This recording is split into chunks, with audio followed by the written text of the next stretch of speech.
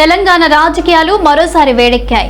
అధికార ప్రతిపక్ష పార్టీల మధ్య మాటల యుద్ధం మరింత తీవ్రతరమైంది. ఈ నేపథ్యంలో బీఆర్ఎస్ ఎమ్మెల్యే కేపీ వివేకానంద్ చేసిన ఆరోపణలు రాష్ట్రంలో చర్చకు దారితీస్తున్నాయి. తెలంగాణ ప్రజల ఆస్తిని దోచుకుంటుందని కాంగ్రెస్ ప్రభుత్వంపై ఆయన తీవ్ర విమర్శలు చేశారు.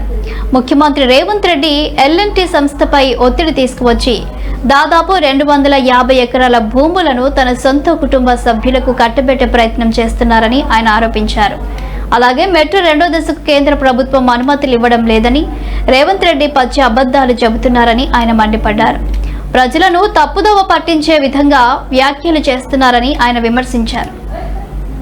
ఉపలేస్తామని చెప్పి బెదిరించిన సంగతి కూడా బాహాటంగా ఓపెన్ మీడియా పరంగా బెదిరించిన సంగతి చూసాం మనం. ఎల్ఎన్టీని బ్లాక్మెయిల్ చేసినటువంటి పని వరకు పెట్టుకున్నారు. కాబట్టి ఎల్ఎన్టీని ద్వారా స్వాధీనం చేసుకోవడం కాదు, తరిమేస్తున్నారు. ఎల్ఎన్టీని ఇక్కడ నుంచి తరిమేసే ఒక ఉపాయం అంటే తరిమేసే విధానం ఎంచుకున్నారు వీళ్ళంతా కూడా. దీని వెనుక ప్రధానంగా ఉన్న మతలబంత ఏంటిది? 250 ఎకరాలైనటువంటి కమర్షియల్ భూములు, చాలా విలువైన భూములు తన అన్యాయాలు కట్టబెట్టడానికే ఈ ప్రయత్నం.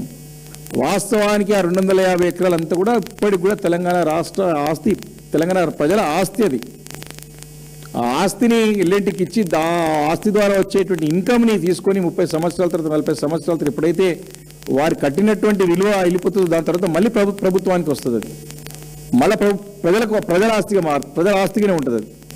కాబట్టి